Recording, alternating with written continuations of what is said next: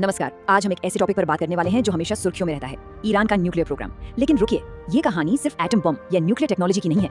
असल में ये कहानी है मिडिल ईस्ट पर अपनी धाक जमाने की, एक बहुत बड़ी, बहुत ही कॉम्प्लेक्स लड़ाई की।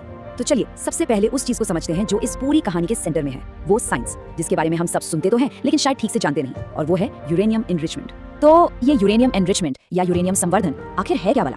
देखिए, इसे बहुत सिंपल तरीके से समझते हैं। कुदरत में जो यूरेनियम मिलता है ना, उसके दो मेन हिस्से होते हैं, यूरेनियम 238 जो बहुत ज्यादा होता है और यूरेनियम 235 जो बहुत ही कम। अब ट्विस्ट ये है कि एटम बॉम्ब बनाने के लिए हमें चाहिए यूरेनियम 235। तो एनरिचमेंट वो प्रोसेस है जिससे इस यूरेनियम 235 की मात्रा को आर्टिफिशियली बढ़ाया जाता है। और सच कहूं तो सारा का सारा खेल बस इसी एनरिचमेंट का है। मतलब एक बार आपने ये प्रोसेस मास्टर कर लिया तो फिर हथियार बनाने की टेक्नोलॉजी तक पहुंचना कोई बहुत बड़ी बात नहीं रह जाती। और ईरान ठीक इसी रास्ते पर तेजी से आगे बढ़ रहा है। आज की तारीख में ईरान कहां तक पहुंचा है?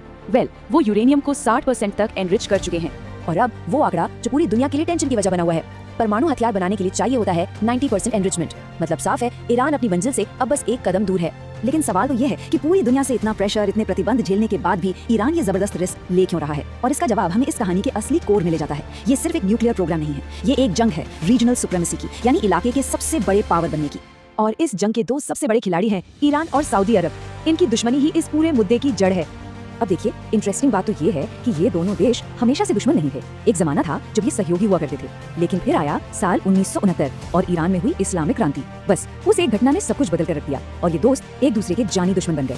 और इन दोनों देशों में जमीन आसमान का फर्क है, बिल्कुल दो अलग दुनियाओं जैसे। एक तरफ है ईरान जिसकी सभ्यता हजारों साल पुरानी है, एक गहरा इतिहास है, और दूसरी तरफ है सऊदी अरब जिसकी स्थापना तो 1932 में ही हुई, लेकिन इस्लाम के सबसे पाक मकाम मक्का और मदीना वही है, और इसी वजह से वो खुद को पूरी मुस्लिम दुनिया का लीडर मानता है। अब जरा इन नंबर्स पर गौर कीजिए। ईरान की आबादी सऊदी अरब से 2 गुनी से भी ज्यादा है। हाँ, जमीन थोड़ी कम है, और यही बात ईरान को हमेशा से चुभती आई है। उन्हें लगता है कि इतनी बड़ी आबादी और इतने शानदार इतिहास के बावजूद उन्हें वो रुतबा, वो सम्मान नहीं मिला जो सऊदी अरब को मिलता है। ये एक तरह की रीजनल इनसिक्योरिटी है। तो ईरान की फॉरेन पॉलिसी के दिल में एक बहुत गहरी सोच है।